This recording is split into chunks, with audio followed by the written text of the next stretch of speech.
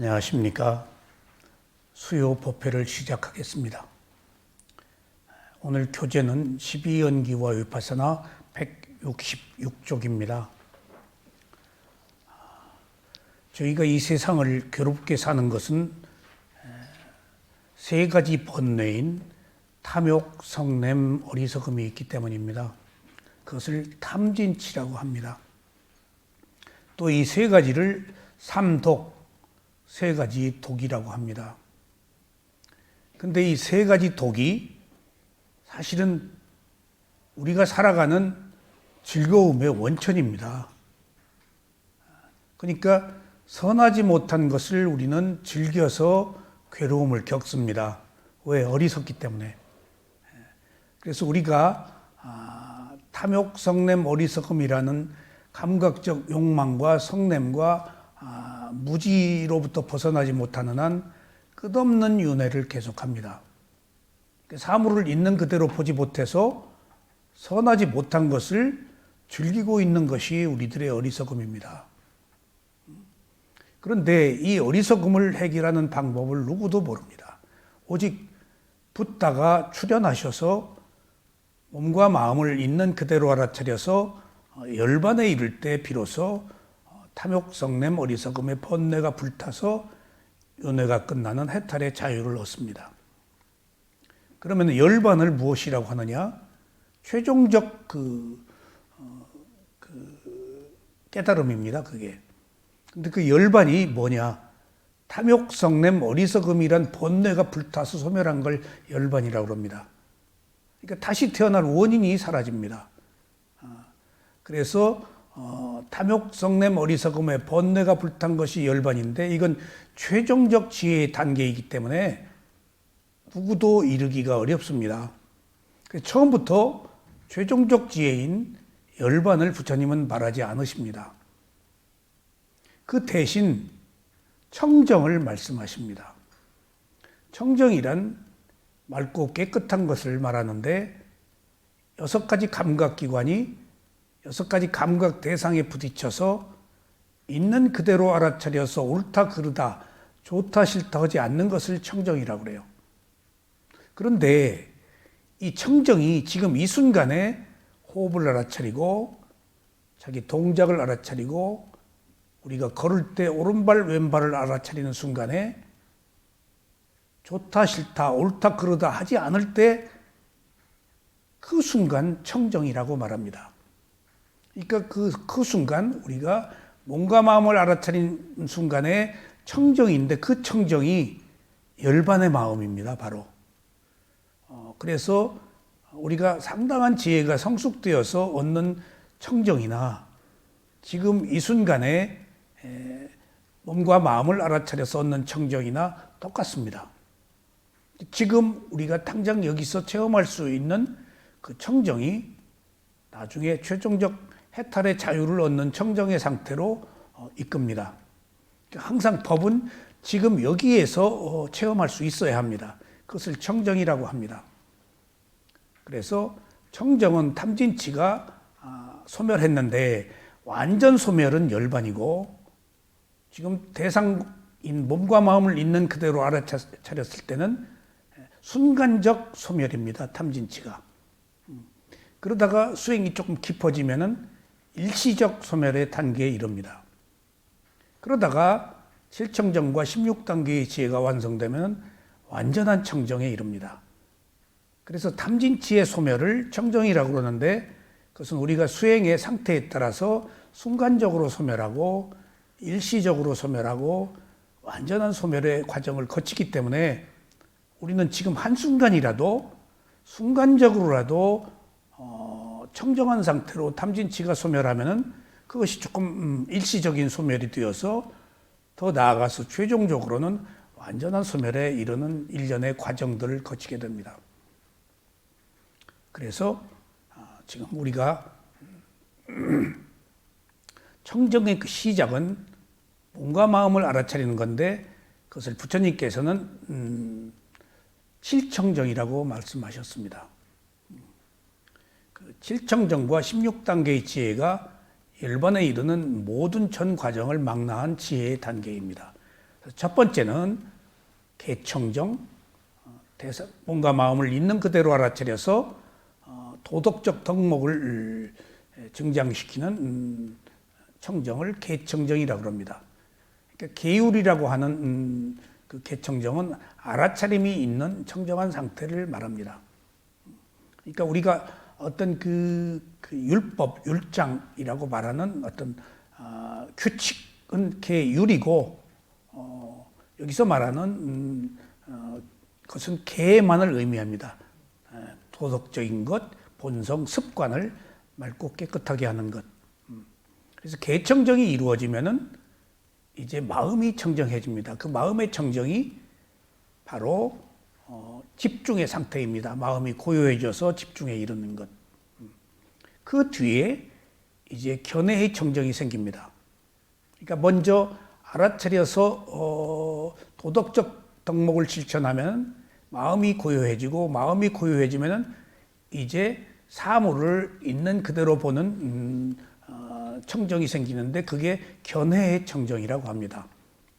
그래서 7가지 청정 중에 개청정, 심청정, 견청정, 그 뒤에 견청정으로부터 시작된 7가지, 나머지는 전부 지혜에 속합니다.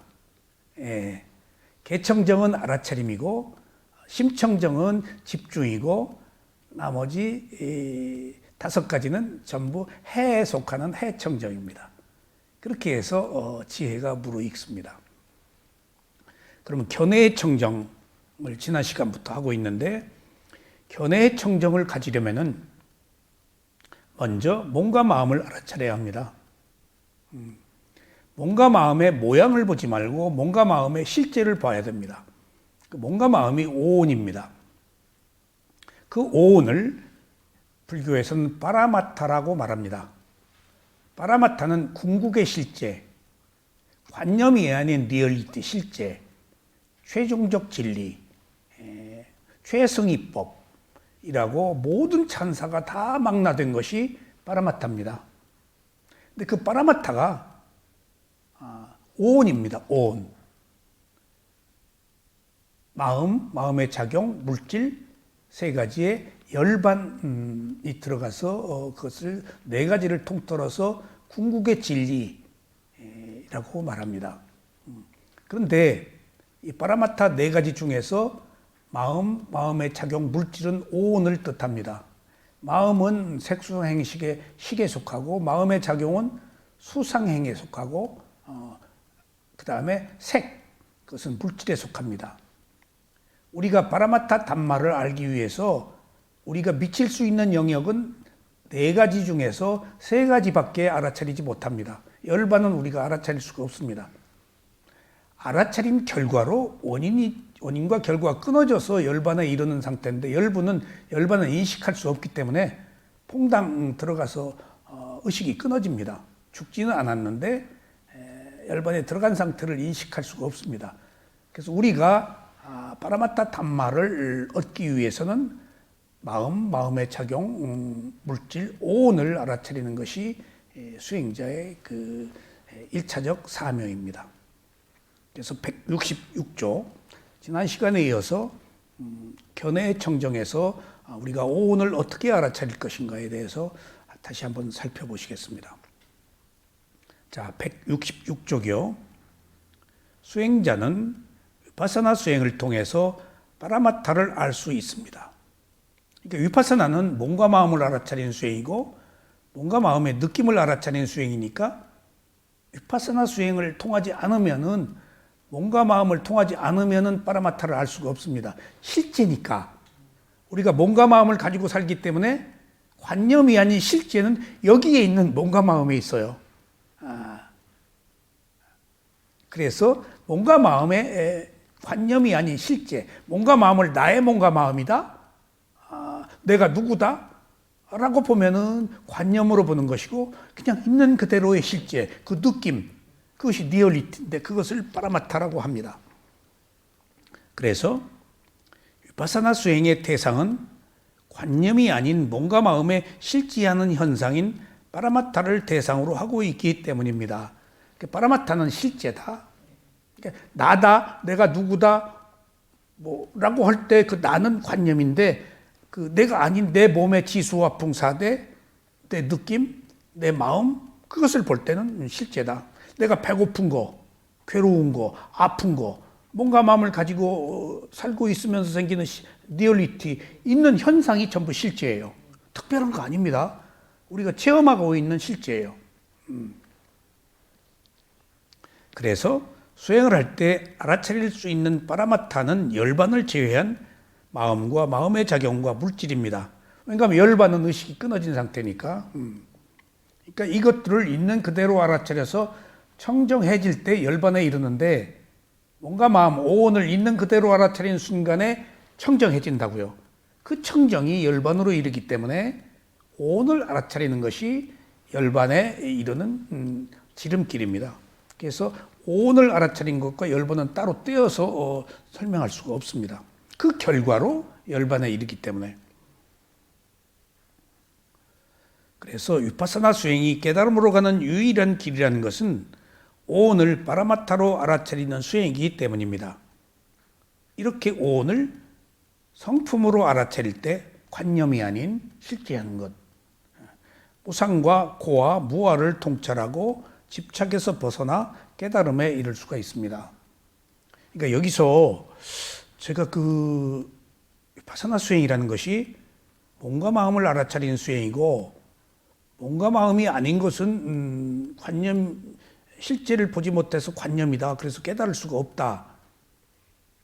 라는 것들이 처음에 수행을 막 배울 때는 이해가 안 됐어요. 근데 12연기를 통해서 몸과 마음을 가지고 살면서 생긴 문제는 그 답이 몸과 마음에 있다. 라는 사실을 알았어요. 그러니까 그게 관념과 실제에서 실제예요. 어떤 상상이 아니고 추론이 아니고 여기 지금 있는 건 몸과 마음이잖아요. 근데 그 몸과 마음은 오온이다고요. 그 오온은 느낌이에요. 그런 의미에서 위파사나가 아니면은 깨달음을 얻을 수 없다라는 얘기가 스승은 그렇게 얘기를 해요. 이게 남방불교의 도구마가 아니다. 독단적 교리 아니다. 부처님의 가르침이다. 라는 이야기를 들었는데 부처님의 가르침이다라는 것이 주는 의미가 부처님의 가르침이니까 의심하지 마라. 라는 뜻으로 처음에 받아들였는데 수행을 자꾸 하면서 보니까 남방불교의 독단교 교리가 아니라고 하는 뜻을 뛰어넘어서 몸과 마음을 가지고 살면서 생긴 문제는 몸과 마음이 답이 있어서 몸과 마음을 알아차리는 수행이 아니면 안 된다는 것이구나 하는 것들을 12연기를 통해서 제가 알았어요. 그래서 위파사나가 아니면 안 된다는 이유가 거기 있구나. 위파사나는 몸과 마음의 느낌을 보는 수행이에요. 몸과 마음에는 느낌밖에 없어요. 근데 몸과 마음을 관념으로 봐. 몸. 그럼 관념이에요. 그것은 사마타예요. 근데 몸과 마음에 있는 몸 하지 않고 몸과 마음에 있는 리얼리티, 실제는 느낌이거든요. 느낌을 보면 무상하잖아요. 괴로움이고 무하잖아요. 그러니까 관념과 실제에서 관념은 대상과 하나가 되기 위해서 선정의 고요함을 얻는데 필요한 것들이고 위파사나 수행은 대상의 실제를 보니까 계속 바뀌는 무상을 본다고요. 그러니까 그 뒤에 무아를 보아서 집착이 끊어지는 해탈의 자유를 깨달음을 얻는다고요. 그런 의미에서 사실은 1988년도에 북한산 성가사에 저희 스승인 우짜틸라 사야도하고 그 다음에 우빤디따 사야도가 와가지고 위파사나를 2500년 만에 우리나라에 처음 설하셨어요. 그 뒤에 거해 스님이 갔다 오셔서 저희가 간 거예요. 30년, 지금 1988년이니까. 그러니까 그때부터 위파사나가 처음 소개되었기 때문에 저는 그런 사실이 하도 신통방통해서 제가 여러 가지 그 수행을 했고 여러 가지 그 이것저것 잡다한 그 경험들을 했을 때 돈도 많이 들어요. 이런 것 저런 거 하려면 제가 마지막에 한 어느 수행은 몇백만 원씩 내고 수행을 했어요. 미국에서 들어온 프로그램인데. 그런데 어느 날 누군가의 소개로 위파사나라는 것이 있다. 근데 날 보더니 내가 위파사나 수행을 하면 잘할 것 같다. 제 집안 누군가가 그 예수님한테 배우고 있어요. 그래서 나 좀 소개해달라. 그래서 간 것이 제가 위파사나 2년이 돼서 미얀마를 가게 된 거예요. 근데 생경하잖아요, 위파사나가. 근데 제가 불교도가 아닌 다른 종교를 가지고 있었는데 불교를 너무 어려워서 공부를 몇 번 하려다가 그만뒀어요. 초발심 자경문, 금강경 뭐 책이 너무 어렵고 무슨 말인지를 모르고 넘어갈 수가 없어서 하다가 만두고 특히 또 다 한문이고. 근데 누구한테 금강경 강의를 들으면서 그분이 거해 스님은 위파사나가 최고라고 그러고 누구는 뭐가 최고라고 그러고 그 얘기가 귀에 딱 못이 박히더라고요. 거해 스님? 그리고 위파사나가 최고, 위파사나가 조금 그 낯선 언어잖아요. 한문이 아니고. 그래서 귀에 쏙 박혔어요. 근데 어느 날 누군가가 내가 위파사나를 하면 잘할 것 같대. 그래서 내가 그 얘기 들었다. 소개 좀 해달라. 그래가지고 가서 수행을 시작한 거예요. 인연이. 그리고 제가 시작했을 때 이게 부처님이 깨달음을 얻은 수행이라 그러는데 맞냐 그랬더니 맞대. 근데 이게 왜 이제 들어왔냐? 내가 다른 수행을 다 했을 때예요. 아니 부처님이 그 인류사의 위대한 성자라 그러는데 한국 불교 있는데 그게 지금 여기 안 들어왔다면은 왜 이제 들어왔냐? 그랬더니 인연이 그렇게 닿았다는 거예요. 제가 그때 불교도가 아니었기 때문에 인연을 몰랐어요. 뭐 그런가 보다 하고 집에 가서 불교 서적을, 다른 서적은 제가 많았는데 불교 서적이 얼마 없었어요. 그래서 이제 찾아봤어요. 그날 저녁에 위파사나 수행을 첫 번째 체험을 하고 저 서대문에 계실 때 갔더니 한문으로 비발사나라고 적혀 있고 몇 줄이 있더라고요. 이게 위파사나란 말은 없고 비발사나라고 있어요. 그래서 이런 말이 있기는 있구나. 근데 위파사나 같아, 비발사나가. 근데 이게 부처님이 깨달음을 얻은 수행이란 말은 없어. 근데 그 비발사나란 말이 있어요. 그래서 그 붓다의 길라잡이라는 그 시공사에서 나온 책에 그래서 그래서 2년 근데 나중에 보니까 2년이에요. 2500년이 아니고 25,000년이 지나도 2년이 한다면 안 되는 거예요, 지금. 그럼 2년이 닿아서 부처님이 깨달음을 얻은 위파사나 수행이 왔어? 그러면은 모두 다 와서 들어야 되는데 그렇지도 않아요. 또 인연이 있는 사람만 또 와요. 그러니까 인연이라는 것밖에 달리 답이 없어요. 그 인연이 뭘까요? 업이에요. 업의 과보예요. 저는 이 세상에 풀을 수 없는 모든 의문을 업으로 다 풀어요. 업이 이 과보예요. 근데 업의 과보라고 인정하면은 감성에서 이성으로 넘어와요. 제가 굉장히 눈물이 많은 사람이에요. 그러니까 울고 싶은 때 뺨 때린다고 그렇잖아도 감성이 풍부해서 어떤 울만한 요인이 생기면은 아이고 잘 됐다 하고 눈물부터 나와요. 그냥 눈물 우는 게 그 카타르시스잖아요. 얼마나 울고 나서 깨끗한 그 고요함이 있냐고요. 웃고 났을 때 그 불쾌함. 근데 울고 나면 정화된 느낌이 있잖아요. 그리고 그 내면에 깊은 어떤 그 정서와 맞닥뜨린 거, 진실과 맞닥뜨린 거 아니에요. 근데 그 울음에는 아이덴티티가 있어요. 울음은. 그래서 울음이 위험한 거예요. 자기 내면에 어떤 그 자기적 감성과 맞닿아서 우는 거예요, 지금. 뭐 자기화한 거예요. 어떤 슬픔, 그런 세상 현상들을. 그럼 그건 감성이에요. 근데 울음이 결코 좋은 게 아니에요. 정화하는 측면이 있다면은 자기 아이덴티티가 맞아서 딱 우는 거예요. 감동을 받은 거예요. 자기 아이덴티티하고 맞으니까. 근데 이것은 탐진치 소멸하고는 상관이 없어요. 예. 제가 예술을 하고 뭘 문학하고 음악하고 뭐 그런 걸 잡다한 것을 하면서 비교적 감성적이었기 때문에 그런 것들을 하지 않았나 싶어요. 그러니까 그렇기 때문에 감성에 젖어서 사는 것을 즐겨 했는데 그래서 늘 울었어요.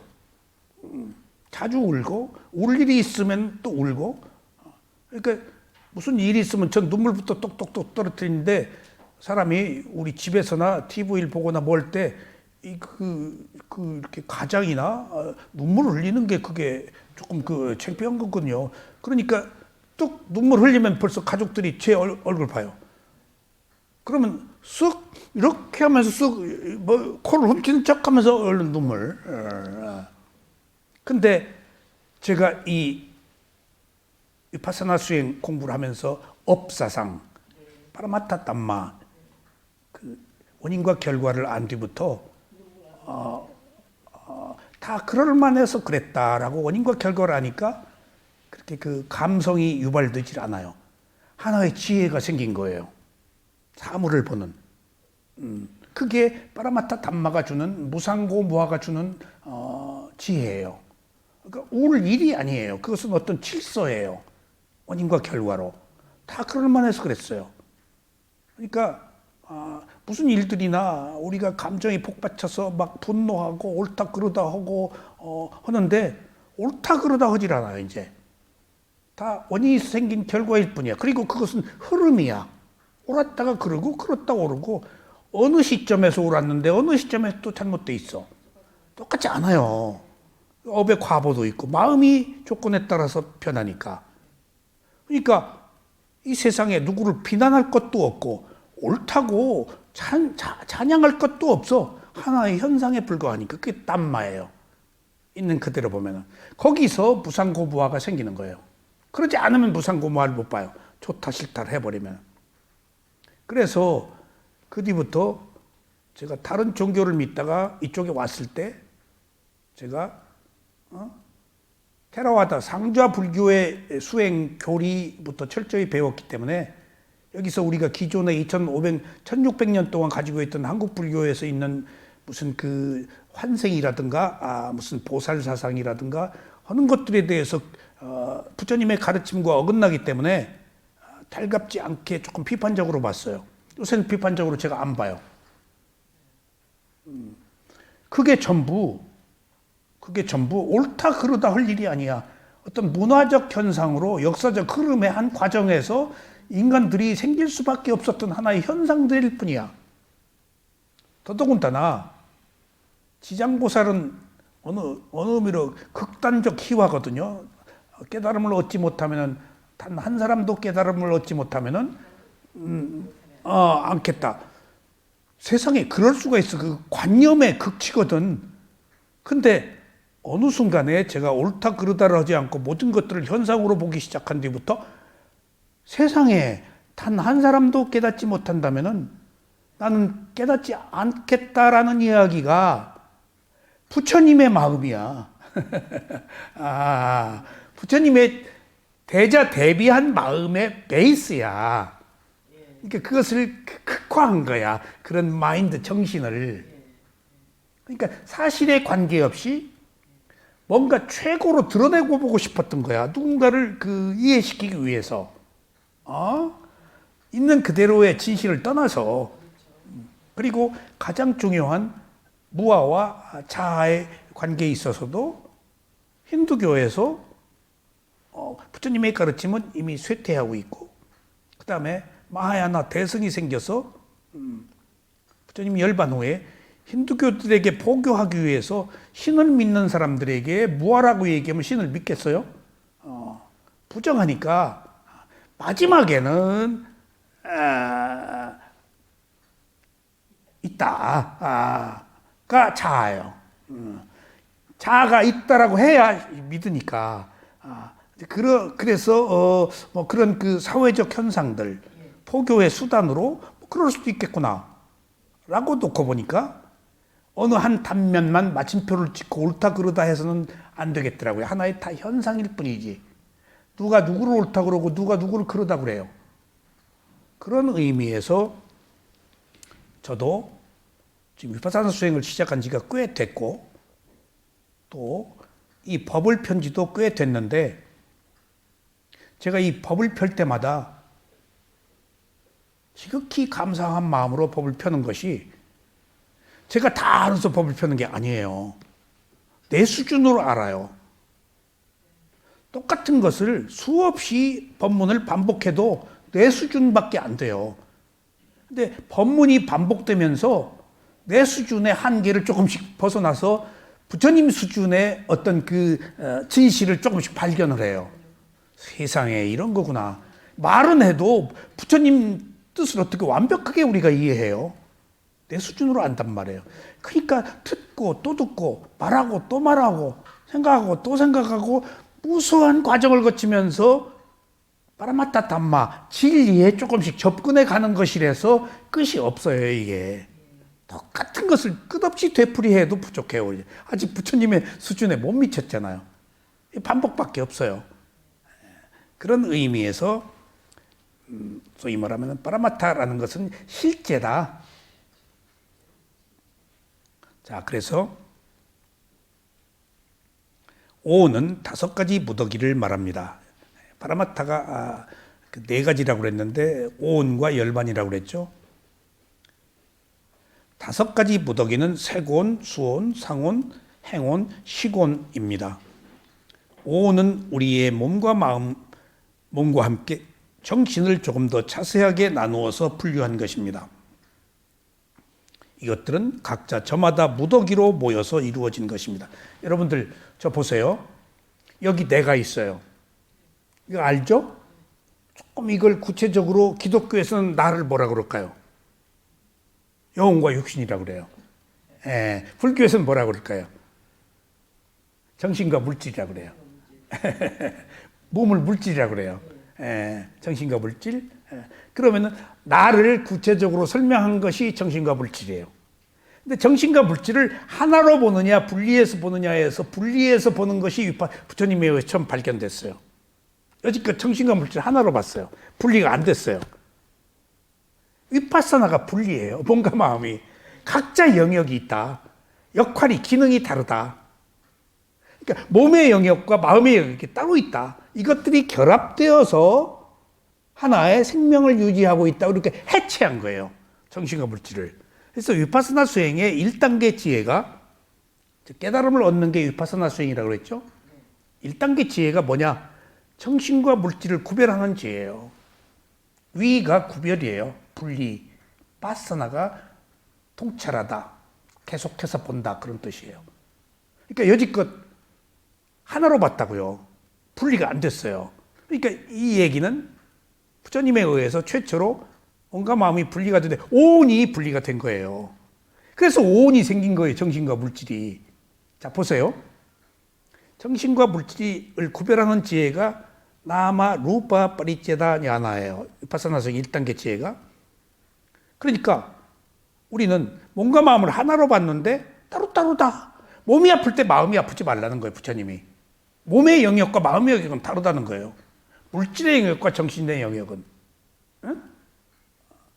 그러니까 누군가가 나한테 비난을 할 때 예를 들어 봅시다. 누군가 비난 받았어. 그러면은 저 인간이 나를 비난하네 라고 보는 경우와 저 인간이, 저 사람이, 저 분께서 물질적인 문제로 나를 비난하는가 정신적인 문제로 비난하는가 라고 분리해서 본다면은 그 사람이 없어져 버려요. 아, 저 사람이 자기 재산 때문에, 자기 지위 때문에, 자기 명예 때문에, 자기 자존심 때문에 그러면은 아, 저 사람이 어떤 그 육체적 현상 때문에 나를 비난하는데 저 사람이 어떤 그 정신적 현상 때문에 나를 비난하네. 그러면 나라는 게 없어지고 한 인간의 정신과 물질만 남으면은 그 사람을 미워할 이유가 없어요. 예를 들면 이거예요.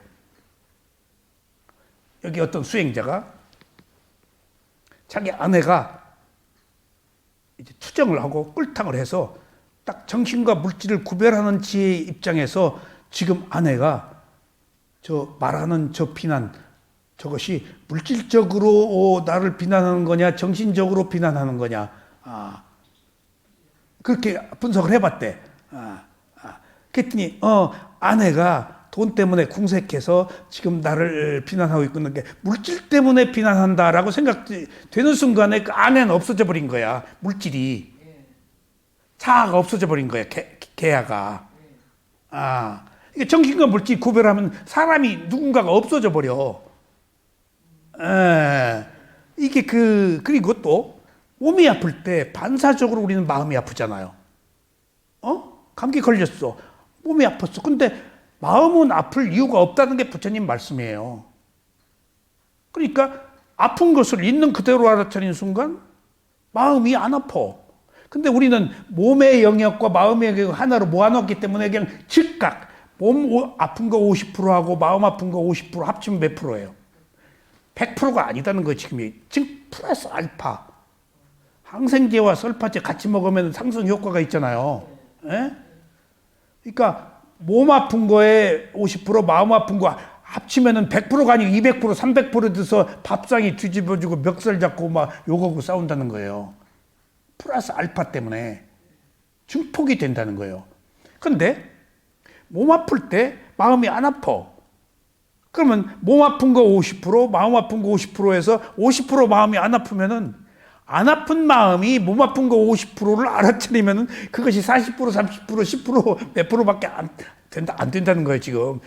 같이 합쳐져서 증폭돼서 지금 괴로운 거예요, 우리가 지금. 몸과 마음에. 지금 몸의 욕망과 마음의 욕망이 있잖아요. 그러니까 이 감당 못 하는 거예요, 지금. 100%만 같으면 괜찮아요. 몇백 프로 되니까 다 바람 피고 뭐하고 폭력행하고 도둑질하고 다 하는 거죠. 증폭되니까. 그러니까 이 분리가 처음 나온 거예요. 지금 부처님에 의해서. 그런데 보세요. 정신과 물질을 온으로 분리했죠. 제가 그 얘기입니다. 여기. 온으로 분리했으면은 자, 두 가지 의미가 있어요. 자, 보세요. 지금 우리가 탐진치가 어디에서 일어나고 어떻게 하면 탐진치가 소멸할 수 있는가에 대해서 관건은 지금 탐진치예요. 탐진치가 괴로움이고 윤회를 하게 하고 하니까. 그러니까 탐진치는 어디에서 일어나요? 몸과 마음에서 일어나요. 탐진치를 소멸시키기 위해서 지금 알아야 되는 것들이 이게 먼저 탐진치가 무엇인지 알아야 되고 탐진치를 없애려면 지금 우리 몸과 마음에서 일어나는 것이니까 몸과 마음에 대한 구체적 조건들을 우리가 알아야 돼요. 소스가 몸과 마음에서 일어나는 거 아니에요. 바탕이 몸과 마음 아니에요. 몸과 마음은 어떻게 구성되어 있냐는 거예요, 지금. 그러면은 정신과 물질이 온이라고 그럴 때는 온이 붙었잖아요. 거기서부터 이제 본격적으로 부처의 깨달음이 지금 제시되는 거예요. 무덕이라는 거예요, 지금. 물질의 무덕이, 느낌의 무덕이, 상의 무덕이, 행의 무덕이, 마음의 무덕이다. 근데 우리는 정신과 물질이라고만 알았지 무덕이라는 개념이 없었다고요. 바꿔 얘기하면 오는 부처님은 32가지 장기들을 부정관할 때 설명을 하셨어요. 몸에 혐오를 느끼게 하느라고 더러움을 느끼게 하느라고 딱 32가지 물질을 몸에 32가지를 알아차리게 하셨어요. 그래서 이제 크게 32가지로 몸을 분류해요. 거기 장갑막도 있고 뭐 뼈, 뭐 털 다 있어요. 오줌 뭐 그런 것도 있어 다. 근데 물질을 32가지로 분석한 것은 우리가 몸이라고 알고 있는 내 몸을 내 몸이라고 알고 있으면은 관념이에요. 낱낱이 어떤 부속들의 결합, 장기들의 결합이라고 알고 있는 것은 리얼리티예요.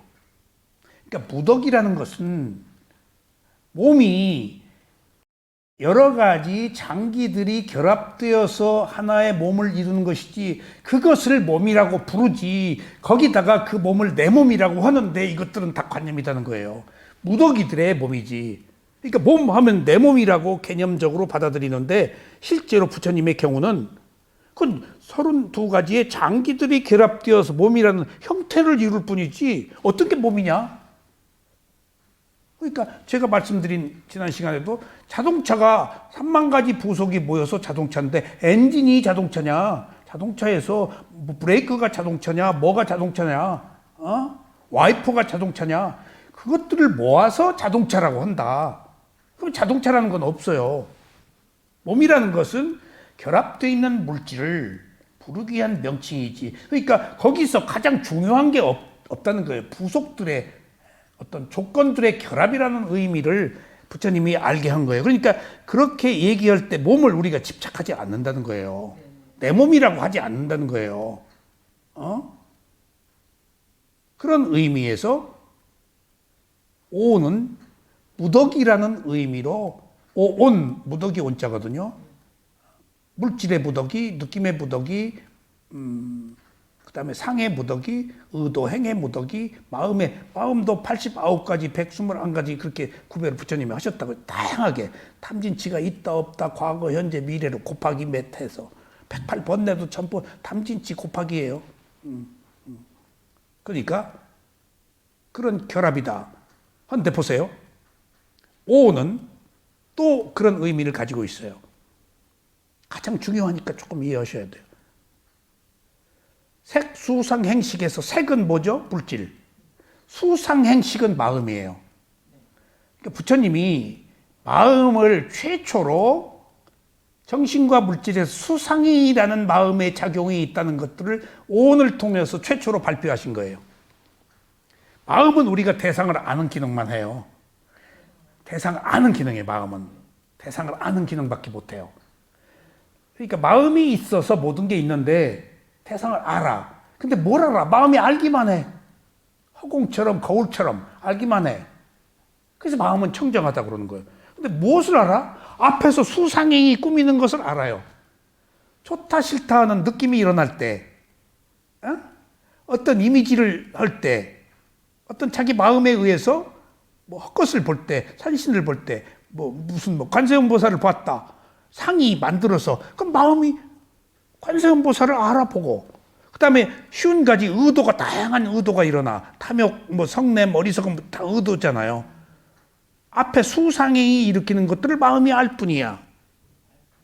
그러니까 실제 가장 중요한 마음이 다 하는 줄 알았는데, 마음은 대상을 아는 기능만 하고 앞에 수상행이 다 하더라가 쉬운 두 가지 쨌다시까 마음의 작용이라는 것이에요. 그러니까 우리가 지금 그 마음은 어떻게 할 수가 없어요. 대상을 알기만 하니까. 근데 그 앞에 있는 수상행을 어떻게 하느냐예요. 그러니까 여기서 검은색 어떤 물질을 갖다 보이고, 검은색 물질을 마음이 알 뿐이야. 붉은색 물질 갖다 놓으면 마음이 붉은색이라고 알 뿐이야. 그래서 마음과 마음의 작용, 무덕이다라는 오는 의미와, 그러니까 그것을 이루는 어떤 주체, 이끄는 어떤 계약, 한 가지 핵심적 인 것은 없다는 거예요. 무덕이가 조건들이 결합한 거예요. 벌써 거기 내가 없어져요. 조건들의 결합이니까 그냥 몸일 뿐이야. 자동차일 뿐이야. 부속들의 결합이니까. 그래야 내 몸이 아니라고 알 수 있다고요. 지금 내 몸이 아니라고, 무아라고 알게 하기 위한 지금 이렇게 방편이에요. 지금 마지막에는 무아하게 하기 위해서 해체한 거예요. 이게. 처음부터 왜 괴롭게 자꾸 분석하고 분해해. 자꾸 분해하고 분석하거든. 지금 부처님은 직관으로 보라고 그랬는데 실제 논리적으로 아비담마 논장 교학에서는 분해해서 자아를 없애버리는 거예요. 끈질기게 내 몸이라고 하니까.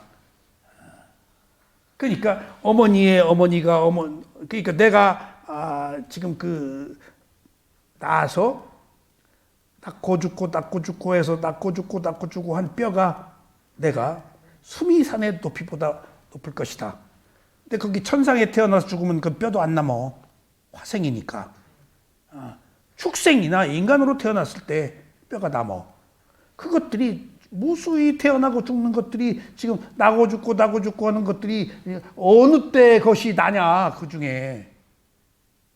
그러니까 또 어머니가 어머니를 낳고 어머니 그게 지금 어느 어머니냐. 이게 제가 지금 현풍 곽신데 피라는 것, DNA라는 것이 이제 따지자면은 진짜 현분곽씨라는 DNA가 있을 수도 없지만은 있다 한들 우리 어머니, 할머니, 뭐 3대 할머니 무수한 피가 섞여서 지금 현풍곽씨의 피가 내 DNA에 몇 프로나 있게 이게 전부 관념이에요. 실제로 보면 그런 건 없어요. 그런 것들을 부처님이 자꾸 해체해서 내가 없다는 것을 알게 하기 위한 그 가르침이 시작이 오온이에요. 정신과 물질. 그러면 보세요. 오온은 무덕이라는 의미로 오온이고, 그 다음에 마음과 마음의 작용이 구별되는 것이 오온에서 이미 다 끝나버려요. 그러면은 오온 다음에 부처님이 정신과 물질을 뭐라고 또 설명했을까요?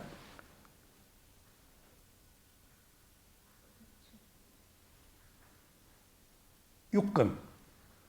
안이비설신을 설명했다고요, 부처님이. 육내처. 오온 뒤에 정신과 물질 이렇게 분석했어요. 그러면 자, 정신과 내가 있어? 그것은 정신과 물질이야? 정신과 물질은 오온이야, 무덕이들. 근데 여기서 무덕이와 마음과 마음의 작용 수상이라는 걸 드러낸 거예요, 오온에서. 그럼 다음에 부처님은 육내처를 또 설명하세요.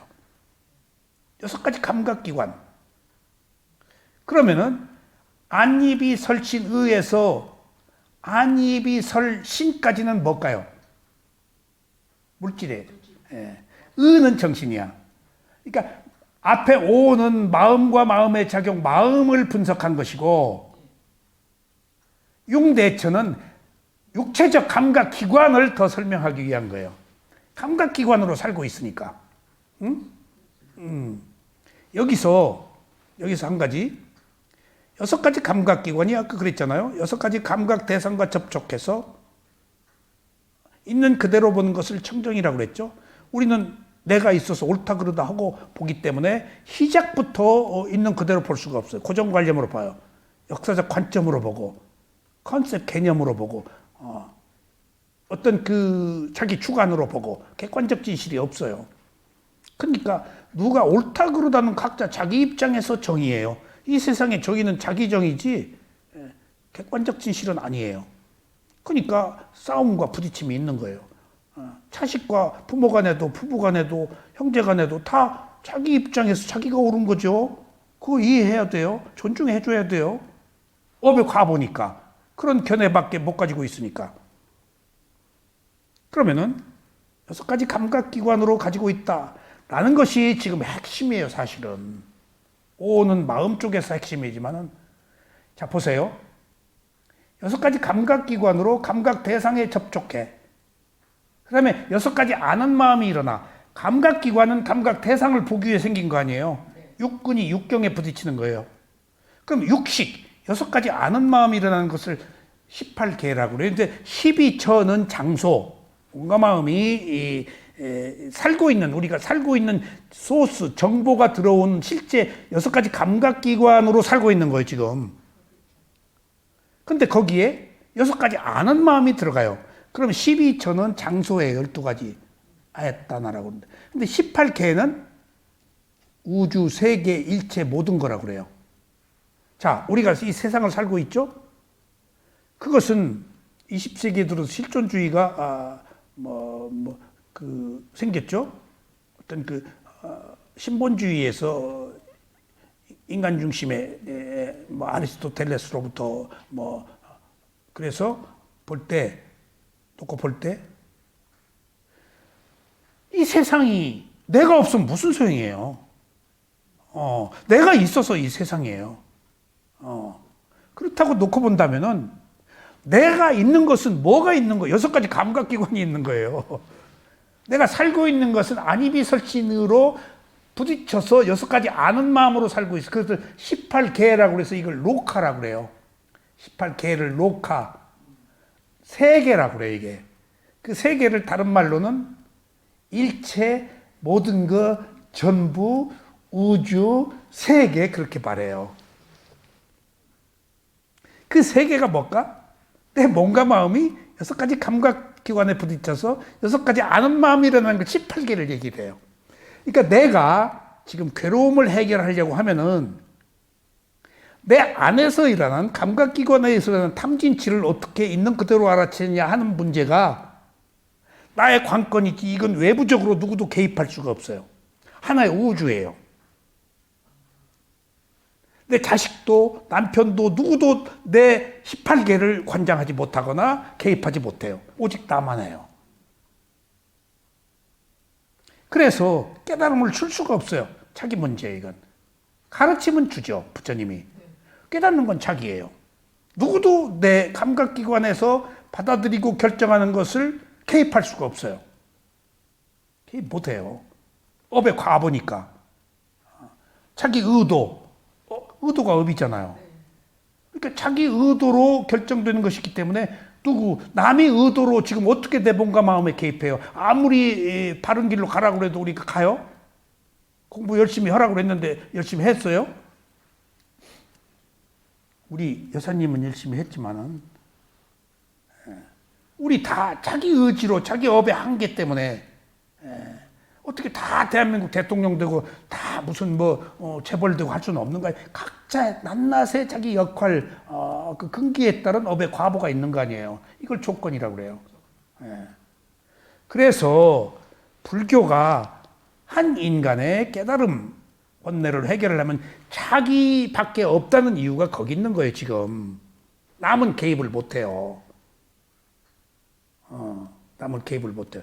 그래서 지금 일체 전부 모든 것은 한 인간의 몸과 마음이 감각기관이 감각 대상에 부딪혀서 6가지 아는 마음이 일어나는 것을 하나의 세계라고 그래요. 근데 이 세계가 공간의 세계와 업의 세계와 과보의 세계 세 개가 있어요. 또 로카가 공간이 있잖아요. 그 다음에 지금 온이라는 세계가 있잖아요. 그 다음에 이것들이 업의 과보로 오는 하나의 세계가 있다고요. 이렇게 세 개의 세계가 모여서 하나의 지금 세계를 이루고 있는 거예요. 근데 그 세계의 기본이 한 인간의 몸과 마음이에요. 온이에요. 정신과 물질이에요. 그러니까 정신과 물질이 아닌 것에서는 아무 의미가 없어요. 그래서 위파사나 수행이 몸과 마음이 아니면 안 된다고 하는 이유가 탐진치를 해결하는 것이 우리들의 과제이기 때문에 탐진치의 괴로움으로부터 벗어나려고 탐진치의 소멸이 열반이기 때문에 지금 이 순간에 청정이 열반, 탐진치의 소멸이 청정이고 열반인데 지금 이 순간에 여기서 자기 몸에 호흡을 알아차리는 순간에 청정이니까 그게 지금 이 청정이 열반의 청정과 똑같은 성분의 청정인지 조금 그 단계가 낮은 청정이지 열반은 완성된 청정이고 이 지금 우리 이 순간의 청정은 아직 자아가 있단 말이에요. 탐진치가 어느 정도 섞여 있단 말이에요. 청정하되 벗어나면 이렇게 조금씩 청정의 깊이와 농도를 더해가는 청정으로 가는 거예요. 지금 그 청정이 열반의 청정이나 지금 우리가 자기 호흡을 알아차리는 청정이 똑같은데 아직 여기는 불순물이 섞여 있단 말이에요. 지금 우리는 그걸 정화하는 일련의 과정이 수행이에요. 조금 더 순도가 높은 청정으로 끊임없는 그 반복의 과정. 그러니까 다른 길이 아니에요. 무상고무화를 얼마나 마지막에는 무상고무화로 집착이 끊어진 거예요. 근데 아직 지금 우리는 무상고무화를 호흡을 보고 있어도 모른다고요. 계속 호흡이 보는데 그게 무상한지 모르고 본다고요. 지금 그게 내 호흡이 아닌지 모르고 그냥 본다고요. 그러니까 우선이라도 그렇게 보아서 단계적 과정의 지혜가 나서 이제 가는 것입니다. 이게 이제 위파사나 수행이 왜 온과 12처와 18기냐? 탐진치를 소멸하는데 몸과 마음에서 일어난 것이니까 몸과 마음밖에 없다. 라고 말하는 이유입니다. 그리고 또 한 가지 보세요. 지금 우리가 도식적으로 말하는 불교 용어와 실제 깨달음의 세계나 부처님의 가르침의 세계에 쓰이는 용어는 상당히 상이한 부분이 많아요. 우리는 탐진치라고 주로 얘기를 해요. 근데 니까야나 경전 좀 깊은 내용에서는 탐욕이라고 안 해요. 로바라고 안 해요. 탕아, 가래라고 그래요. 가래 얘기가 계속 나와요. 그러니까 탐욕이나 가래나 똑같은 거예요. 그러니까 지금 여기서 탐욕 보세요. 탐욕은 사견, 자만, 탐욕 세 가지가 지금 하나로 돼 있어요. 근데 저 탐욕이 또 다른 의미로는 가래예요. 보통 욕망이에요. 탐욕은.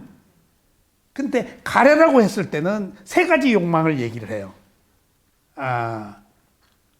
감각적 욕망. 아까 6가지 감각기관이 있죠? 6가지 감각기관이 감각 대상을 볼 때 좋은 걸 원하는 감각적 욕망이 있어요. 볼 때, 들을 때. 두 번째는 존재에 대한 가래예요.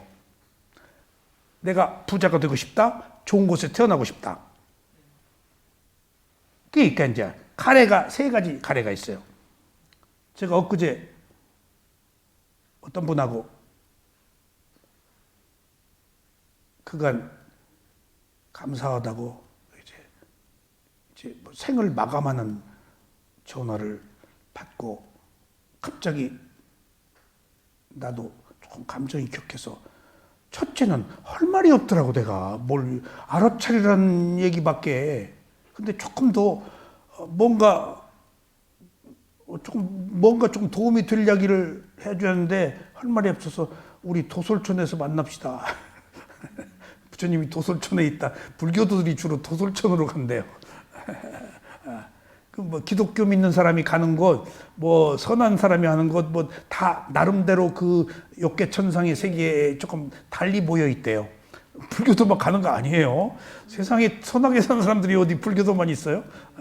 근데 그 에너지들이 탐진치에 관한 에너지들이 그 불교적 마인드를 가진 선한 사람들이 모이는 곳들이 도솔 계속 경전에 그런 기록들이 있어요. 그리고 나서 내가 마음이 안 좋은 거야. 뭐로 도솔촌에 가서 태어나. 그게 존재에 대한 가래를 내가 지금 거기 가서 만나자고 얘기한 거야. 근데 이게 지금 마지막에 인사했는데 또 전화해도 안 받을 거고, 근데 아무리 기다려도 뭐 무슨 그 세상을 떴다는 얘기는 안 오고 불안한 마음으로. 그러다가 한 열흘 뒤에 어떻게 통화가 됐는데 그냥 내가 그냥 막 아유 나 지금 그 전화 받은 뒤에 나 지금 밥도 못 먹고 지금 잠도 안 오고 너무 그 잔상이 심해가지고 이게 내가 투정을 한 거야. 그리고 내가 실수했어. 도솔촌에서 만나지 말고 인간으로 태어나서 우리가 다음에 깨달음을 얻자고. 알았죠? 그랬더니 네 그러더라고. 그래서 아이고 이제 감각적 욕망에 대한 가래, 존재에 대한 가래를 내가 해결해 준 거예요. 인간으로 태어나서 깨달아야지. 욕계천상 도솔촌에 가면 얼마나 수명이 긴지를 알아요. 뭐더러 거기 가서 오래 그렇게 살아요. 다음에 어디서 태어날지 모르는데. 그리고 마지막에 가래를 끊으면 어떻게 돼요? 예? 지금 이 순간에 끊으면 아라한이에요. 지금 당장 알아차려서 가래 끊으시오라고 해야 되는데 하여튼 내가 알아차리라고는 하고 그럼 더 좋지. 죽기 전에 알아차리면 집차이 끊어지면 안 태어나지. 그래서 사리불존자가 그랬다는 거 아니에요.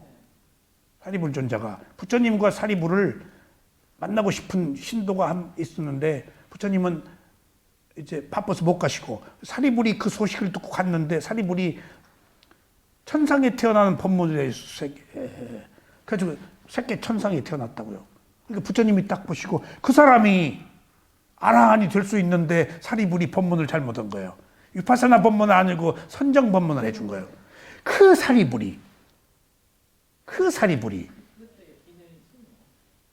그러니까 선택지라는 게 그런 거 결정도 있는 게 아니에요. 지금 우리 미래는 가변적이에요. 여러분들 절대 뭘 보는 사람들 미래 예언 믿지 마세요. 예언을 보는 사람일수록 거기에 얽매여 가지고 패가 망신해요. 애취 건설 강남에 아파트 많이 짓고 뭐 돈을 엄청나게 버는 사람들 몇몇은요.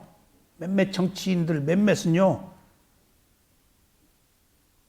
뭐 보는 사람을 두셋은 끼고서 해요. 예.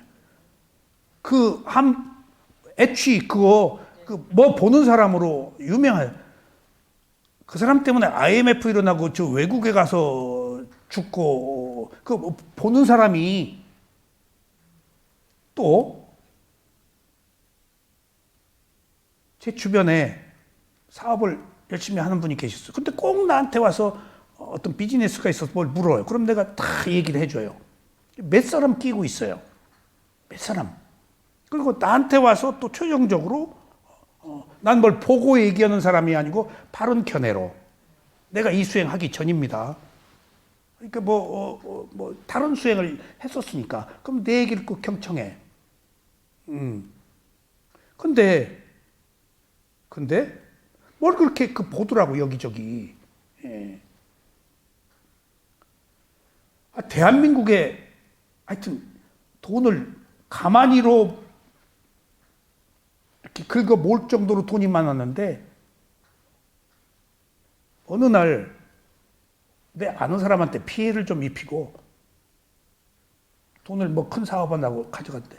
서로 안 갚네 어쩌네. 근데 내가 개입되기 싫어서 이쪽은 의사였는데 그냥 서로 가까이 지내더니 뭔 거래가 있었던 모양이야. 이게 딱 내가 서로 그냥 그리고 너무 그 사람이 오지랖 넓게 뭘 해서 나한테 도움도 주었지만은 나중에 저 미아리에 어느 여성인력개발센터에서 수행을 좀 해, 정광모 회장이 소개해가지고 수행하러 갔는데 기차 속에서 만났는 거예요. 그 회장을. 어쩐 일이에요. 자기도 깜짝 어쩐 일이에요. 나 미얀마 갔다 와가지고 다 날려먹었어. 어떻게 그 많은 재산을. 심지어 아들 마지막에 그런 얘기를 하더라고. 아들 여의도 아파트 사줬는데 알아요. 그 아들 의사예요. 그 강남의 무슨 병원 의사예요. 아버지가 사줬지. 아주 마지막으로 그때 돈으로 오래전 이야기니까 아들 집 대출 받아가지고 3억 대출 받아가지고 했는데 그것도 날려먹고 저기 김포 어디 저기 가서 산대. 아들 둘 집 사준 거 다 대출 받은 그걸 또 그대로 날린 거야. 다 보고했지. 그리고 지하철에서 나를 만난 거예요. 그때 다단계로 하더라고요.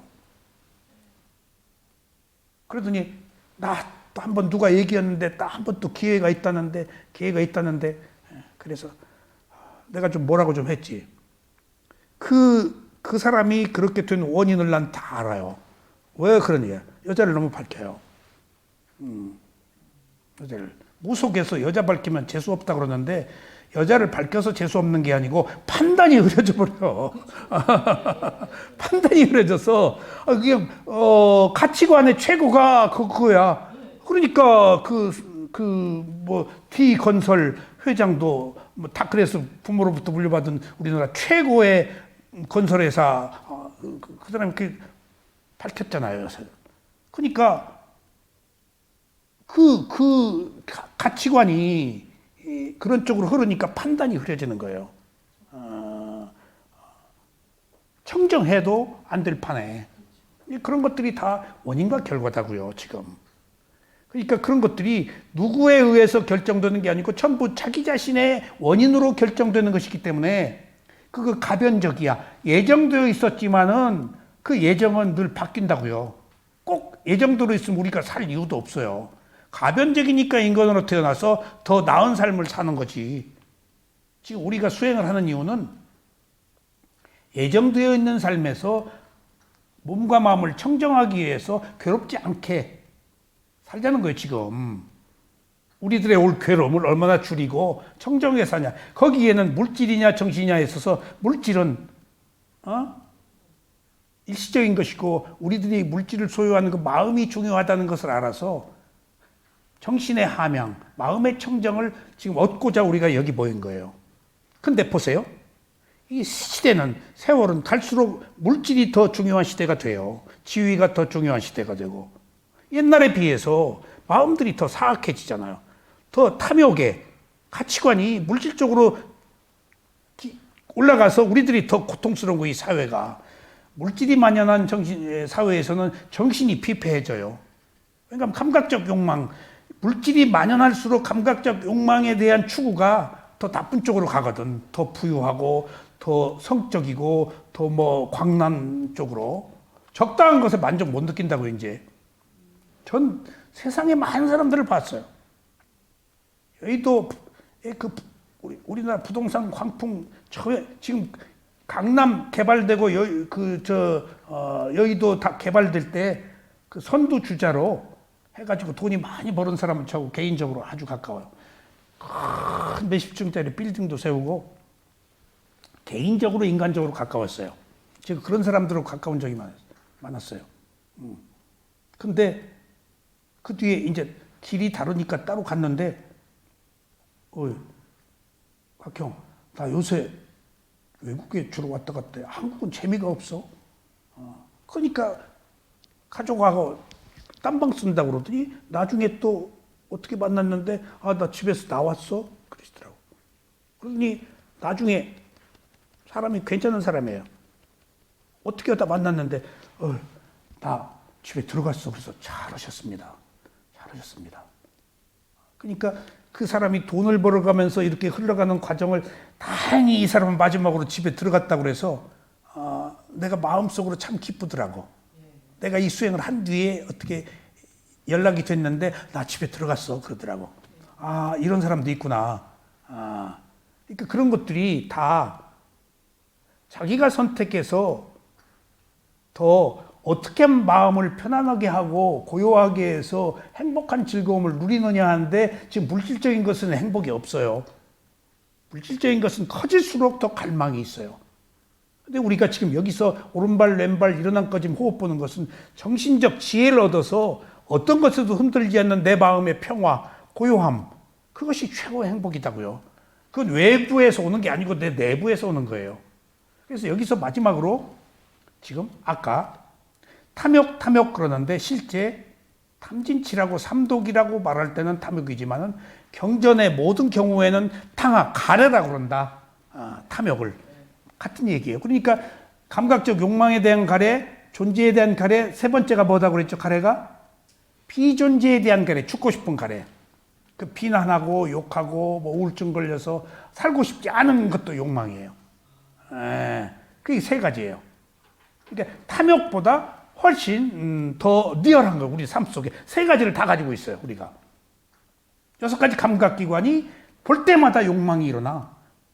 그 다음에 더 잘 살고 싶고 좋은 데 태어나고 싶고 부귀영화를 누리고 싶고 그 다음에 조금 욕망이 높은 만큼 충족되지 않으면 죽고 싶어. 그냥 당장 다 붙어 있어. 세 가지가. 그걸 탕하라고 그래. 가래. 그러니까 탐욕보다 그냥 탐욕은 욕심 부리는 거죠. 근데 실제로는 무엇을 욕심을 세 가지를 욕심 부린다는 거예요. 가래야. 경전은 주로 이제 가래라고 얘기를 해요. 그걸. 근데 대중들은 조금 더 깊은 전문적인 용어예요. 부처님이 말하는 가래는 리얼하게 그것도 해체했어요. 무슨 욕망이냐? 6가지 감각기관, 그 다음에 잘 살고 싶고 좋은 데 태어나고 싶고 그 다음에 그게 충족이 안 되면 죽고 싶다고 좌절해버리고 절망하고 자살하고 하는 그런 유해의 것들을 세 가지가 다 동시에 엮여 있다. 그리고 조건에 따라서 나타난다. 그러면은 보세요. 그러면은 이제 12연기가 12가지의 몸과 마음에 관한 건데 잘 보세요. 안입이 설치니가 색성향 및 적부에 부딪혀서 6가지 아는 마음이 일어나는 것은 18개는 그것을 하나로 말하면 무엇이라고 그럴까? 감각기관이라고 그래요. 감각기관으로 살고 있는 거예요. 그걸 감관이라고 그래요. 근데 감관이란 얘기는 우리가 잘 안 쓰죠.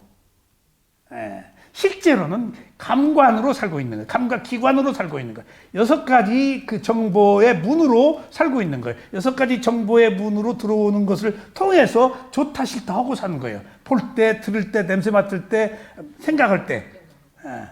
감각기관으로 살고 있는 거예요, 지금. 그럼 내가 살고 있어요? 감각기관이 살고 있어요? 감각기관이 살고 있는 감각기관에 느껴지는 것이 뭐죠? 느낌이에요. 감이잖아요. 그게 느낌이에요.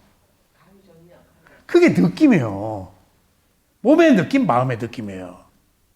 예. 결국은 느낌으로 사는 거예요, 우리가. 그 느낌은 편해요.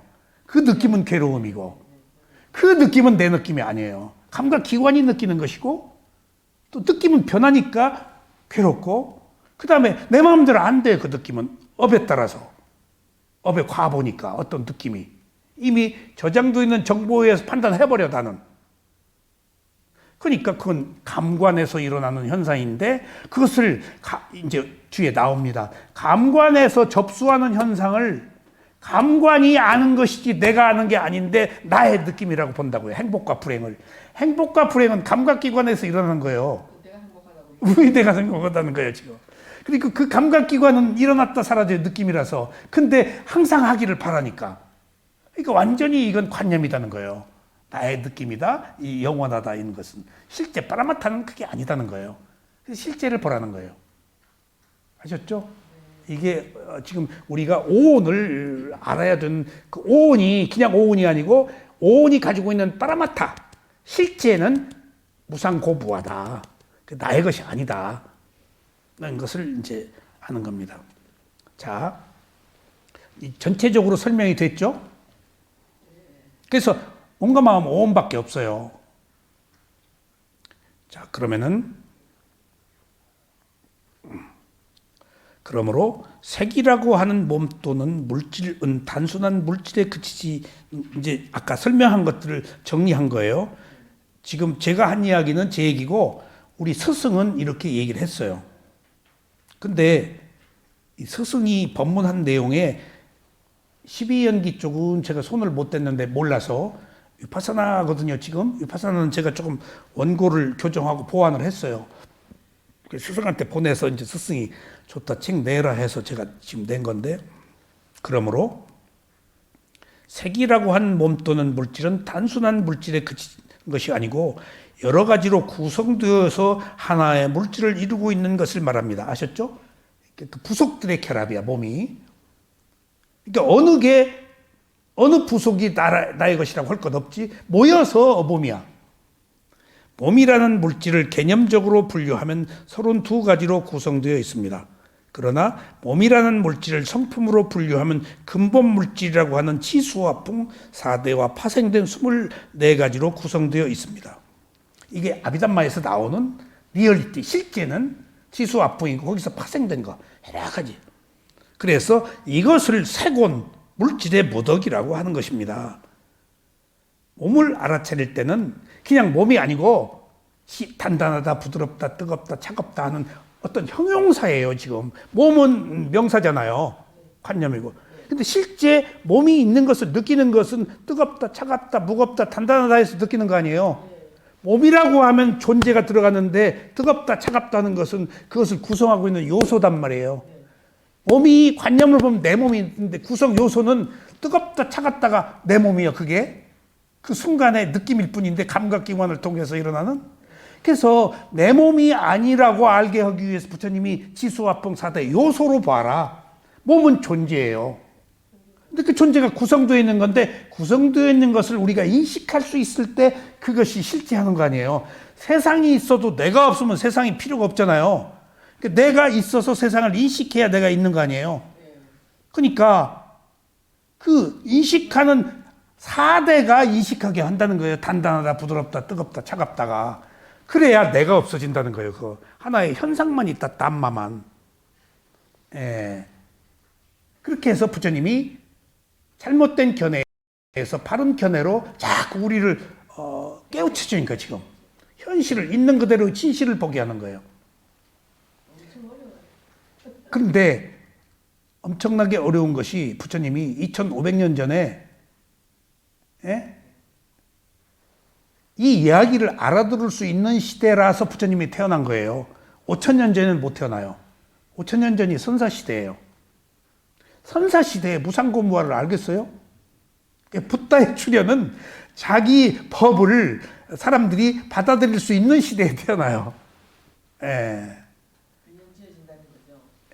그렇죠. 2500년 전에 이미. 그래서 너무 어려워서 부처도 놀란 거예요. 지금 자기가 깨달음을 얻고 보니까. 세상에 이걸 무상고무화를 누가 알아들을까? 근데 이건 현실이고.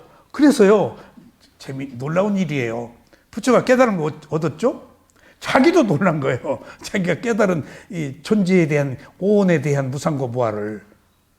그래서 77은 49,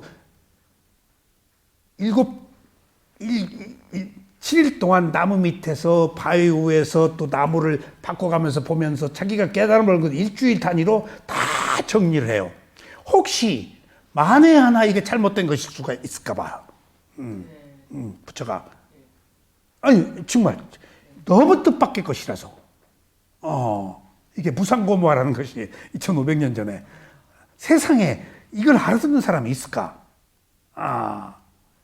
그리고 다시 한번 다 돌이켜보는데 확신을 가져 마지막에 4번째 4주째 아비담마 논장을 완성해요. 이미 다 깨달았는데 확실하게 봐요. 그러니까 그때 빛이 오라가 확 나. 그때 천신들이 알아버렸어요. 빛이 나니까 붓다가 출현했구나.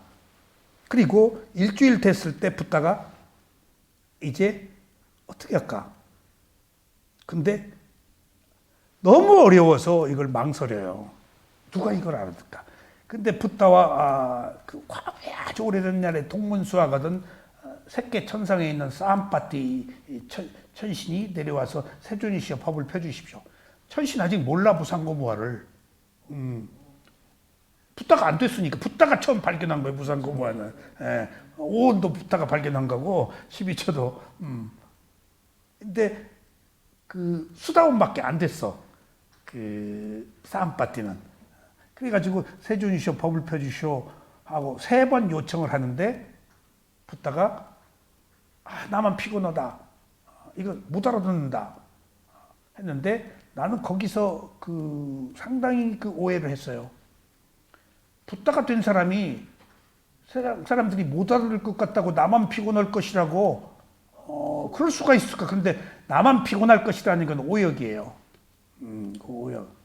거기서 근데 주석서를 보니까 25번 역대의 모든 붓다가 법을 펴고 천신이 와서 3번 요청했을 때 법을 펴요. 청법을. 그게 전통이야. 3번. 그리고 이제 부처가 이렇게 보세요. 보니까 자기 말을 알아들을 사람이 있어요. 그래서 내가 이제 불사의 문을 열겠으니, 열반에 들어가면 죽지 않는 문이야. 태어나는 것은 괴로움이니까 불사의 문을 열겠으니 죽지 않는 문, 다시 안 태어나는 걸 얘기해. 죽으면 태어나야 하는데 내가 이제 불사의 문을 열겠으니 죽은 자에 대한 근거 없는 제사를 지내지 말라가 제 일성이세요. 왜 그랬을까? 거기 주석서의 이야기는 너무나 사륙을 많이 했어요. 코살라 왕이 술에 500말, 500염소, 10,000마리 염소, 그 귀신들은 동물이 흘린 피를 먹는 줄 알고 있어요. 죽은 자는 산자의 음식을 못 먹어요. 부처님의 가르침. 그러니까 너무나 많은 살생을 해서 범죄가 생기니까 죽은 자라는 근거 없는 제사는 그렇게 부처님이 도덕적이고 현실적인 문제예요. 근데 사실은 그 의미 속에 주석서에 그런 말은 없지만은 죽은 자에 대해서 제사를 지내는 것은 환생을 의미해요. 근데 재생이잖아. 죽은 자기 아버지하고 태어난 사람하고 상관이 없어. 이미 어디서 태어나 버렸기 때문에. 불교의 가르침이야. 무상고부하니까. 근데 제사를 지낸다? 라는 것은 아버지가 죽어서 아버지의 생명으로 태어났다는 거 아니야. 원인과 결과일 뿐인데 연계시켜서 아버지라고 생각해 버린단 말이에요. 관습적으로.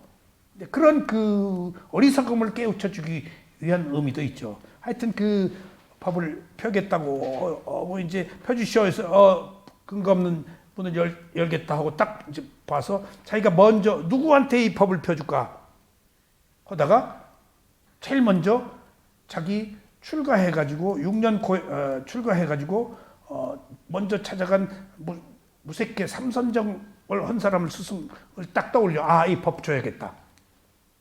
거기서 무색계 삼선정 얻고 나와서 무색계 사선정 하는 데로 가셨거든.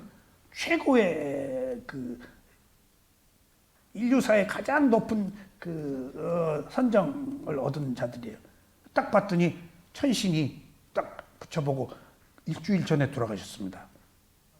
지금 무색하게 태어나셨습니다. 일주일 전에 삼선정. 그래서 이제 드라마예요 이게. 그 이제 무색하게 사선정 하는 스승한테로 갔더니 수소문에서 비상 비비상 처천 찾아갔더니 이제 최고의 지혜라고 알고 있는 거예요. 찾아갔더니 스승이 죽었대요. 그러면 스승이 한 이야기를 당신이 알고 있냐? 그때 안다. 그대로 얘기해봐라. 그리고 그 얘기를 듣고 무섭게 비상 비비상 처천을 얻어요. 그리고 자기가 얻고 말해준 사람한테 해서 둘이 비상 비비상 처천에 올라가요. 그러니까 이 교단을 다스리자 했는데 비상 비비상 처천 인간이 갈 수 있는 최고의 경지 상수 멸진정 그 위에 있어요. 열반은 아니에요. 근데 이 괴로움이 해결이 안 되는 거예요. 나와서 6년간 고행을 한 거예요. 최고로 올라가서.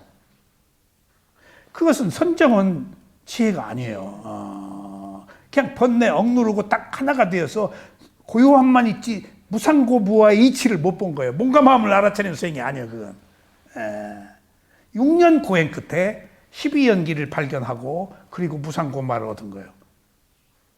그러니까 어제 죽었네. 그러니까 이제 어쩌까 보니까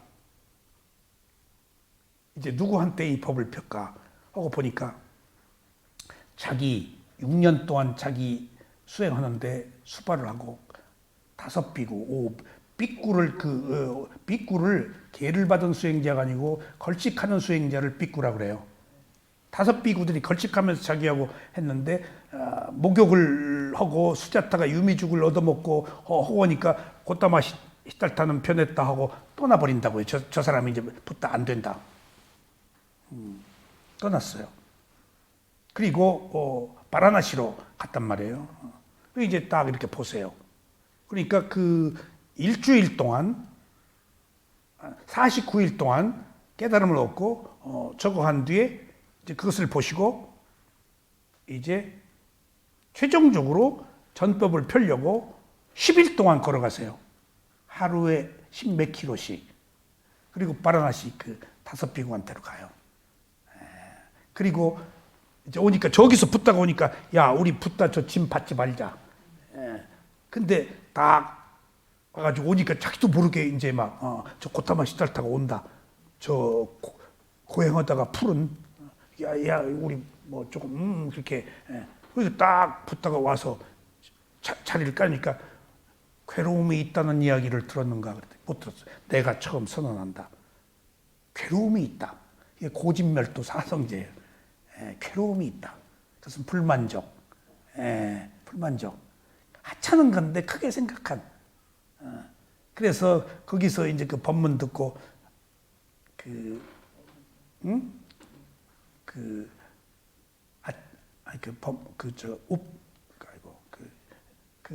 제자 한 사람이 깨닫죠. 그러니까 그렇게 좋아하시는 거 보죠. 저기가 깨달았다. 꼰단냐? 꼰단냐가 깨달았다. 처음으로 자기하고 깨달음 얻은 것을 5비 꼰단냐가 깨달았다. 꼰단냐 깨달았다. 그렇게 기뻐하는 거예요. 완전히 무상고마를 보고 바로 아라한은 안 됐지만 이제 수다원이 된 거예요. 이제 무상고마를 보고 그렇게 전법이 시작된 거예요. 그것들이 지금 여기 오온의 이러한 그 몸과 마음 호흡을 알아차리는 것으로부터 다 비롯되어서 그 단계까지 가는 거예요. 무상고마가. 그러니까 이게 어떤 상자불교의 독단적 교리 도구마가 아니고 유일한 길, 이것이 아니면 안 되는 길이 신수신법 사념처예요. 이 몸과 마음을 느낌과 법으로 보지 않으면 안 되는 이유가 몸과 마음에 모든 답이 있는 거예요. 이것은 누구에 의해서 밝혀져? 유일하게 단 하나의 길은 붓다에 의해서만 밝혀져요. 그러니까 이 세상에 25번 이 법이 나온 거예요. 그러다가 없어져요. 붓다가 말법 시대 가면. 그러면 새로운 붓다가 이걸 똑같이 가지고 출현해요. 이게 그런 거예요, 지금. 지구가 생겼다 없어지고 인간들은 살아있다고요. 무수한 겁의 세계, 똑같은 법. 그러니까 부처가 딱 보고 나서 보니까 자기가 깨달은 것들이 앞선 모든 붓다가 다 깨달은 것 그 길을 갔던 거예요. 사념처라든가 칠청정 16단계라든가 수다원 사다함 아나함 아라 이게 질서의 일종의. 거기서 제가 미얀마에서 이것은 내가 인간으로 태어난 이상 이 길을 죽기 전까지 가야 되겠구나. 근데 다음 생에 이걸 만날지 모르겠다. 이걸 만났을 때 잡자 하고 제가 결정을 한 거예요 그때. 예, 쉬운 살에 결정을 했어요 그때. 그것이 벌써 상당히 몇십 년이 흘렀습니다. 자, 그러므로 그래서 자, 또 이제 색은 32가지로 구성되어 있자고 그래요. 또 마음은 오온에서 식을 말합니다. 이때 식은 아는 마음입니다. 그리고 마음과 함께 일어나는 마음의 작용은 수상행을 말하는 것입니다. 이것들도 저마다 여러 가지로 구성되어서 온이라고 합니다. 무덕이. 왜 무덕이라고 그랬죠? 구성 요소로 보라고. 구성 요소가 결합되어 있는 존재로 보지 말라고. 낱낱이 어떤 부속들의 결합물일 뿐이라고 몸과 마음이. 거기 나는 없다고. 그런데 이것들도 저마다 여러 가지로 구성되어 있어서 온, 무덕이라고 합니다. 마음과 마음의 작용은 언제나 함께 일어나서 함께 소멸합니다. 불교는 심리학의 보고입니다. 정신은 비물질로서 보이지 않는 것이지만은 부처님의 해안으로 자세하게 분석되어 있습니다. 이 마음을 누가 알겠어? 붓다가 아니면은. 여기 있는 물질도 우리가 모르는데.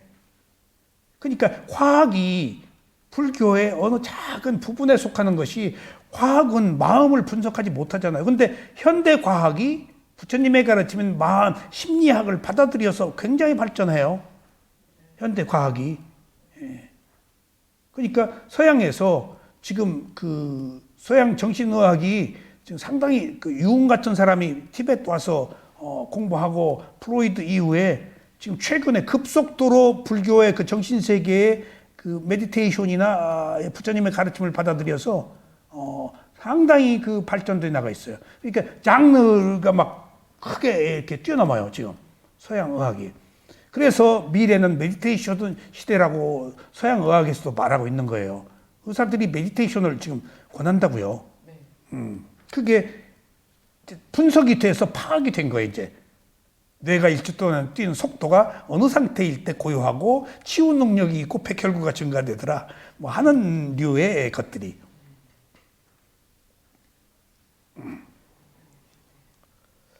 부처님은 이러한 분석은 이론을 전개하기 위한 것이 아니라 한 가지 이렇게 정신과 물질 온 12처 18개 막 까발린 것이 괴로움의 치유의 목적을 둔 것이다. 이것은 어리석음에 치유하기 위해서 나라는 것. 그래서 벗어나기 위한 치유 목적이에요. 어리석음. 부처님의 분석은 괴로움을 치유하기 위한 것이니까 어리석음을 치유하기 위한 것이에요. 그러니까 리얼리티, 실체를 드러내기 위해서 집착을 끊도록 한 것들이에요. 이게 지혜로. 정신과 물질이 조건지어진 원인과 결과라는 것을 알게 하고 원인과 결과라는 것. 누군가가 여기 원인과 결과로 안다면 누군가에 의해서 만들어진 게 아니에요. 자기 업에 의해서 그 과보로 만들어진 것들, 어떤 조건들. 선한 의도로 선한 행위를 한 선한 과보, 악한 의도로 악한 행위를 한 악한 과보. 31개의 존재의 세계가 다 원인과 결과로 자기 의도대로 태어나고 죽는 일련의 연속적 과정만 있다. 그래서 업이 작용한다. 누가 개입할 수가 없다는 거예요, 여기 지금. 오직 스스로 일으킨 원인과 결과에 의한 조건만 있다. 근데 여기서 여러분 한 가지 주목할 것은 내가 좋은 짓도 하고 나쁜 짓도 했어요. 농담 아니에요. 부처님도 그러셨고 부처님은 10가지 자기가 큰 일생의 그 자기 부처 제세시에 겪은 10가지 문제를 다 낱낱이 어느 때 그것은 어느 생에다가 누구 죽였을 때다. 어느 생에서 잘못했을 때다. 자기 허물을 다 부처님이 드러냈어요. 자아가 있다면 인류사의 가장 위대한 성자가 붓다가 과거에 자기 잘못을 다 까발려? 그것을 제자들이 다 빼지 않고 다 기록한 것은 붓다라는 자가 없기 때문에, 걷다마 싫다라는 한 행위만 있기 때문에, 행위에 대한 과보만 있기 때문에, 누구라고 할 것이 없어. 원인과 결과만 있기 때문에 붓다는 있어도 붓다가 된 자는 없어. 그러니까 들어보세요. 자, 중요한 문제입니다. 우리가 알아차려요. 근데 아직 붓다의 수준이 아니에요. 그럼 탐진치가 있어요.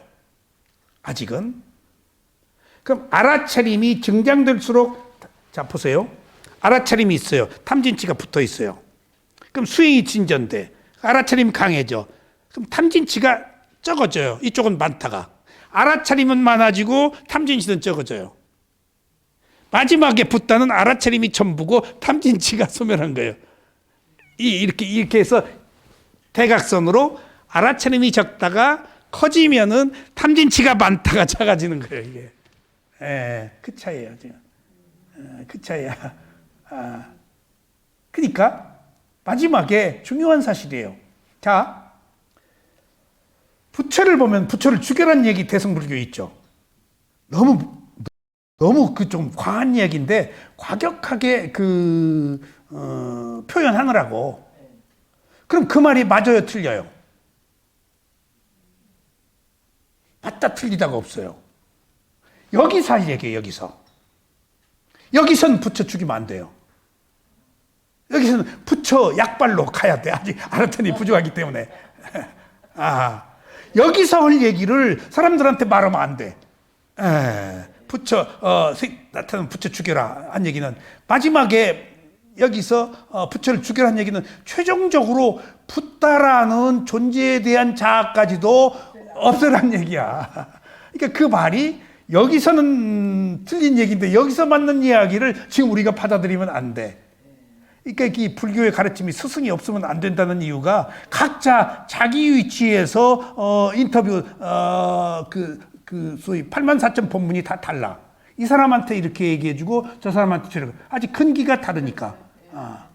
그러니까 부처를 죽여라 하는 얘기가 그 대승불교에서 나오는데, 그게 아직 여기서 죽이면 안 돼. 여기서는 부처 옷자락이라도 묻어가야 돼. 그냥 부처님 절도 하고 매달려야 돼. 아직 그 힘이 없으니까.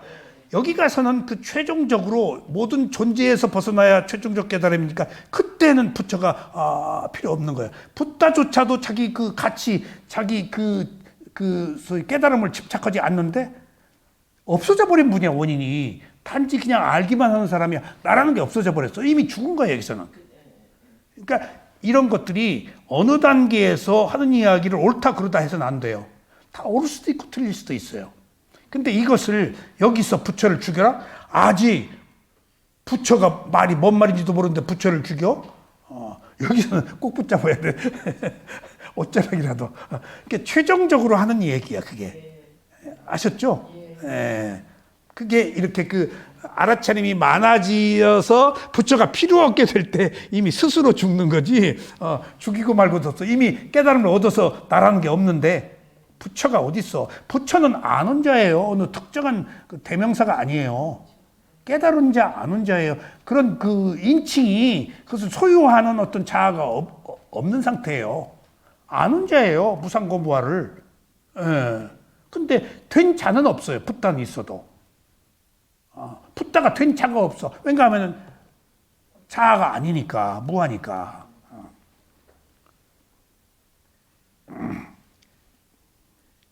정신과 물질이 조건지어진 원인과 결과라는 것을 알게 하고 여기에 내가 없다는 것을 알게 하기 위한 분석입니다. 그래서 집착을 끊고 번뇌를 여의게 합니다. 부처님의 법문은 오직 여기에 초점이 맞춰져 있습니다. 자, 다음 시간에는 온 세 권부터 하나씩 또 다시 설명드리겠습니다. 오늘 여기까지 말씀드립니다.